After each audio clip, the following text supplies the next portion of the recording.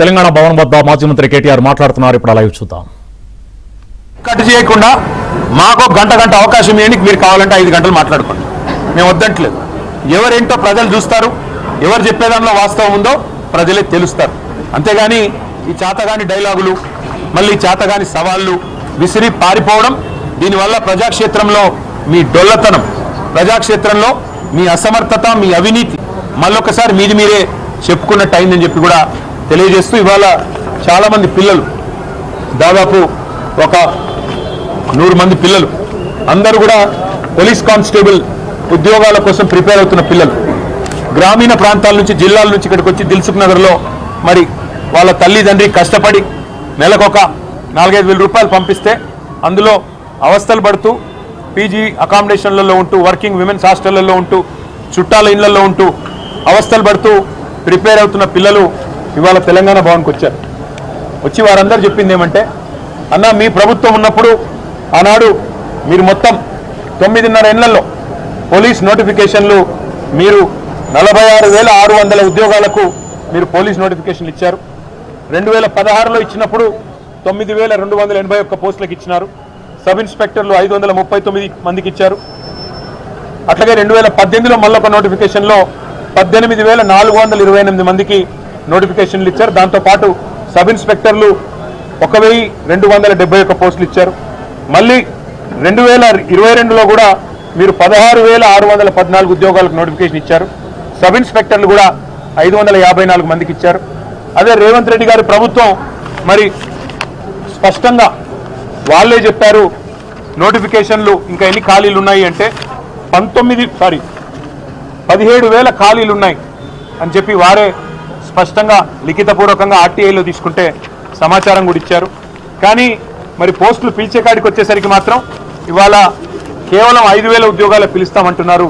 మేమందరం ప్రిపేర్ అవుతున్నాం, age relaxation కోసం ఎదురు చూస్తున్నాం. రేవంత్ రెడ్డి గారే 32 కాదు 34 ఏళ్ళు అని చెప్పి మినహాయింపిస్తాను మాట ఇచ్చారు. ఇది ఆయన ట్విట్టర్లోనే రేవంత్ రెడ్డి గారు పెట్టింది. 56,000 ఉద్యోగాలు ఇస్తానని చెప్పి 56,000 కొలువులు భర్తీకి రెడీగా ఉన్నది ప్రభుత్వం అని రేవంత్ రెడ్డి గారు, అందులో 12,000 పోలీసు ఉద్యోగాలని ఆయనే చెప్పి ఆయన ట్విట్టర్ అకౌంట్లో పోస్ట్ చేసింది కూడా తీసుకొచ్చారు.